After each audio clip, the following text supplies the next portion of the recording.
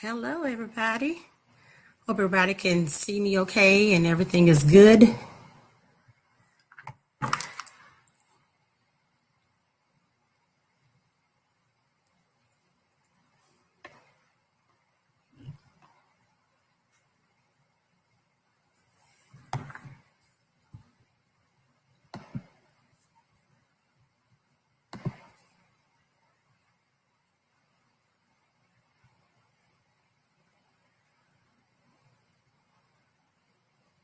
Okay.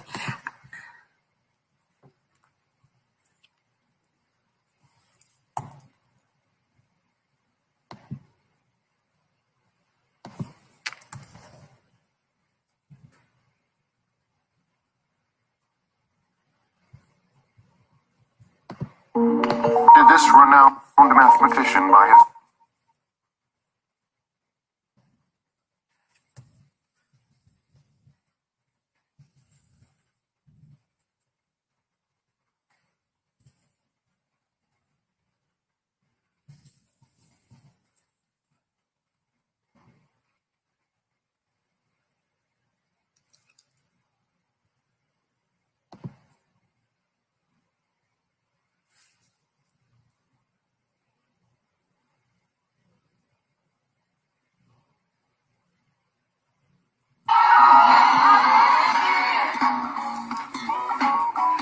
Hey, everybody. You're listening in the background. This is a song that really is fitting and it kind of goes with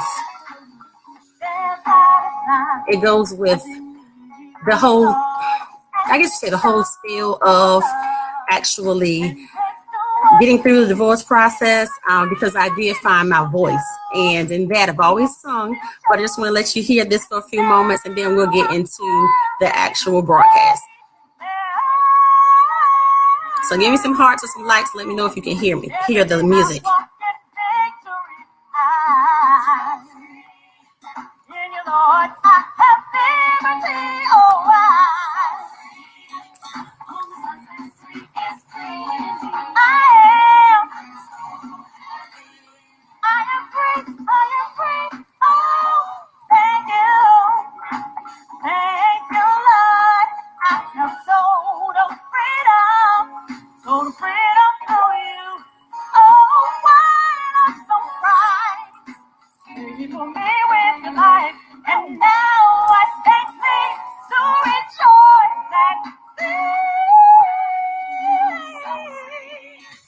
Hey guys, everybody's coming in.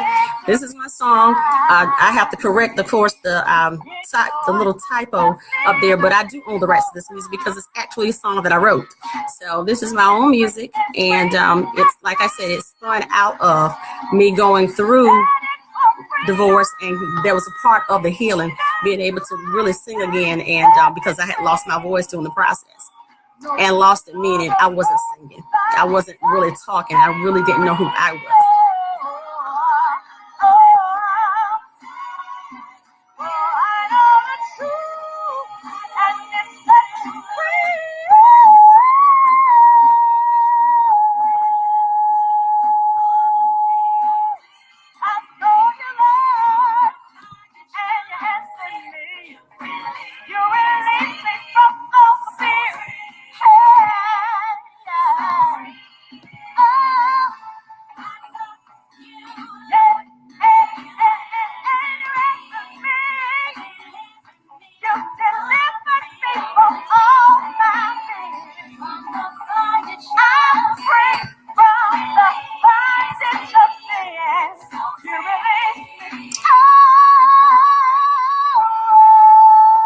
Yes, that is me singing.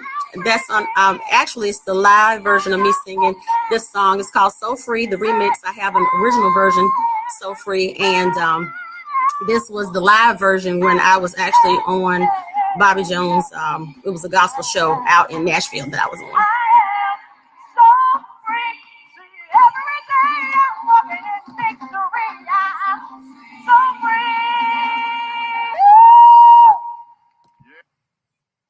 So, all right, everybody. That was me, so free. And it's something announcing yourself. How interesting is that? commentating and announcing yourself. So it takes me back to my radio days. It'll say, yes, that's me. Look, and find me on YouTube. Exactly. That's exactly where I was playing it from for a moment, from YouTube. And it is up there. So if you go to YouTube, you can look at YouTube. The Ayanna Smith is my YouTube channel. So that's one where you can connect with me. But tonight, of course, we're talking about divorced, not devastated. And this, I will precursor this, say thank you to Kim, because she did start back in last year, 2017, Thanksgiving, and came around and asked, well, Yanni, she calls me Yanni because she's like a little sister to me. We have a very close relationship. Our families have a very close relationship. And she asked me about being in this book that she had, this brainchild that she had going on. And I was like, are you for real?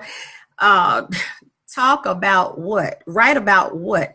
Not that I couldn't do these things, but I couldn't fathom myself doing them, if that makes any sense to anybody. And I was like, are you for real? I mean, you really want us to talk about this, and you want me to talk about this. Just a backdrop, I really didn't talk about anything because I guess I just deep down felt ashamed. Was upset that I'd even gotten divorced, because first of all, to start out, I didn't get married to get divorced. So that was the first thing. But at the same time, if we don't expect our homes to get blown over in a hurricane, but sometimes they do. And that's pretty much how it was for me. I couldn't stop it. I wish I could have, but you can't work alone. So with that being said, when Kim came to me and said, I think that, so you're supposed to be the one, be one of the writers and to share your story, because really, she's like, Yanni, you went through everything you went through, and I never really knew. We never really saw the depth, or I guess the hurt that, we knew something had gone on, because of course, you didn't see my spouse anymore. But she said, you just went through it with grace. And I was like, wow, me being a believer, that was the grace of God, period. Point blank, period, because it's just where you say you thank God you don't look like what you've been through, and not that you want to dress up mess, but you can't look totally bewildered, cracked up, and all on the floor either. So fast forward, here we are. The Detox is Real is the title of my chapter. So I know some of you are like, okay, the detox. Well, you all know about these detox teas and these detox coffees and everything. Give me some hearts, or if you are attesting to something that I'm saying. But that those things clean you all the way out, do they not? Yeah, they do, right? Any hands? Okay. But with this process and going through the divorce really was a detox, because I had to learn so many things about myself. Well, first of all, I knew going into marriage that you needed a model, because I coming from an educational background, of course, anybody who has been through academia or anything like that, or put some things together just as simple as a bicycle, you need a model, because if you didn't have a model, you really wouldn't know how to put something together. So I knew that going into marriage, we needed to have a role model. But one thing you cannot have is too much pride in thinking that you have everything going on when you don't. And it's okay to have a role model. You can't duplicate anyone directly, because this is one thing I do know. There's a specific DNA between every relationship. So where you get along with someone else, they'll get along with them differently because of your personalities, and not just male and female, but just regular friends, just, girlfriends, or just, boys hanging out. You're going to get along differently with everybody. So one friend may not like another friend, but you'll get along with them fine. Understand what I mean with that? So it's the same thing when you're looking at then taking it to another level, and you're talking about a life partner. You're going to have some differences yet, but you're going to have some similarities. But as you're getting to know each other, you need to have some models, meaning you need to talk to some people. You need to talk to counselors. You need to talk to, if you're a pastor, any of your spiritual leaders, talk to them so you can get that dynamic on how relationships are supposed to flow. And that was one thing when I made that suggestion. My ex-husband didn't want to do that. He was just like, basically like, we got this. But I just knew deep down inside, no, we didn't have it. And if we would just me, just being a detail-oriented person, if we just had talked out a few more things, we probably would have seemed that we needed to have really delved a little bit further and not gone as long as we did. So, or maybe not had even gone forward. But nevertheless, it was a learning experience. And in my chapter, I do bring it real, but I keep it tactful. It's not any bashing or anything. It's just you have to tell some facts in order to get over to, your triumphant story. So pretty much, I thought about this. When I talked about earlier, I had lost my voice. I'll start with that point. I realized that being a Christian, being a Christian woman and saying I am entering into a Christian marriage, the backdrop was we both grew up in church, and all of that. We were ministers in the church and all of that, So it's almost like you, in a way, think that you foolproofed, but you are not, because you're still human. And if you do not do the things to foolproof, or childproof, they can stick their fingers in the electrical outlet, for example. You have to do some childproofing. There are some things you have to do some proofing on, and pride has to be set aside because it will get you. Pride will get you. It'll take you out of here, completely out. You think you're more than what you are, and that's where the breakdown begins, and then eventually the situation falls apart and ends, no matter what it is. If you think you know everything, you don't. That's the beginning of the end for all of us. So with me getting my voice back, with me losing my voice, I really, like I said, as a Christian, we're taught to submit to your husbands. But also there's, some scriptures for some Bible scholars that might be up here. You submit one to another. So it is like we all have strengths. We all have weaknesses. We all have things that we're good in and the other person may not be good in. So that means you need to complement. Well, I took being submissive, I guess, to a whole nother level, because pretty much I'm like, I'm going to place my life in your hands because, you're now covering me. You're my husband, and I'm going to take that all the way to the bank. And with that, here goes the problem. You then forget that you have a head on your neck, and that you have a mind, and that you have a brain. Then the other part of that, even if you start slipping and feeling like you haven't lost yourself, the person, your significant other, your spouse, needs to value what you are saying and not feel as if they know everything, or just kind of push your thoughts to the side. And sometimes we can all be guilty of doing that. So it's not just a one-way street here. It's that, sometimes we don't take things as seriously that a person is saying. When we hear them, we're like, oh, okay, all right. And we push it to the side because it's not as important to us as it is to them. So I went through a whole bunch of kind of like that sometimes. Sometimes I was listening to very, very much. We talked things out, but then it seemed like as time went on, as you try to grow and evolve and obtain, whether it's a promotion on a job or a higher degree, or you want to buy a new home, or you want to buy a new car, sometimes things get in the way, like, that status gets in the way. So you don't listen to others as much as you are trying to work on your grind. You can't hear anybody because you feel that, no, whatever they're saying is going to distract me from getting to where I need to be. But when you are with a partner, you have to always listen to each other, or somebody is going to 100% be left out. Somebody's feelings are going to be on the line. There's somebody's feelings are going to be hurt.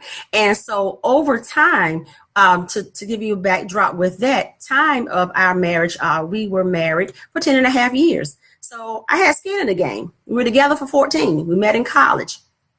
And like I said, I put everything into him. And pretty much when the smoke had cleared and the aftermath had gone through, I realized, because I heard just as clear, I will have no other God before me. And I was like, yeah, I will have no other God before me. So we can make our kids gods. We can make our spouses gods. We can make our parents gods. We can make our cars, wherever. We can place that like there's no shaking, nothing else is going to happen without this happening for me. This person is it. These things are it. They make me who I am.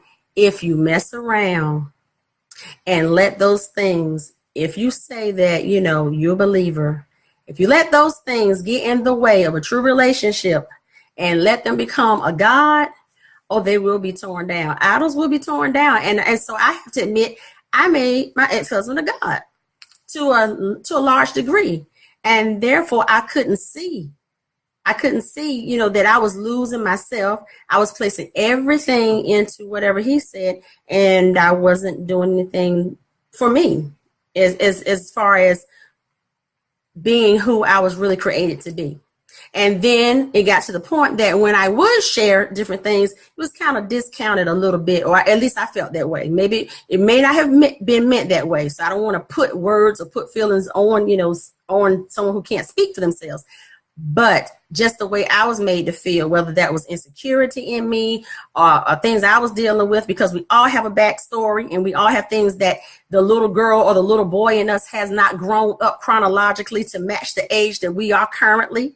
And if you agree, let's say, if you can attest to that, you have there's some things in us that we'll hear and we'll get shaken to the core. And so those are some things, and when we talk about the detox is real, those are some things that I had to look at. That, okay, what's going on with me? Why am I feeling like this? But then some of it was because he was feeling a certain way, and some things that he had not addressed were coming up to the surface.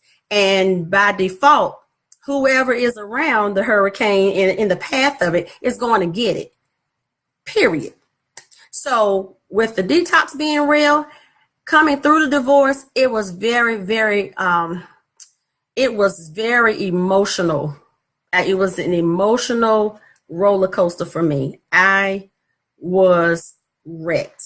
I was almost completely destroyed because, first of all, I was like, how can you do this to me? How can you break covenant? How can you run around? How can you be a cheater? What's going on? Yeah, we were supposed to be in it for the long haul. And I even was going to forgive and get over that. But forgiveness works both ways. Even someone who's done something to you needs to forgive themselves, because deep down it's a manifestation, I believe, of some things that's in their lives that is coming up in that certain way. It's like everything we deal with comes up and out in a certain way. And so whomever is around gets the aftermath of it. And you have one or two things to do. And this is where I was left with it to start my journey with the detoxing is, okay, now a hurricane, a tornado has come and blown my house down. And it is rubble. Some things are salvageable. Some things aren't. But what I'm going to have to do is put this plan in fifth gear and figure out, am I going to attempt to live on top of the rubble and the destruction, clear it off and rebuild the house, or just leave it and move on? Either way, when bad things happen, when devastation hits, you have to do something. You cannot stand like when they say mark time, mark in a band. You can't mark time. You can mark time, but time is not going to wait. Time is going to mark you, and you're going to have to do some movement in order to get over to the next thing.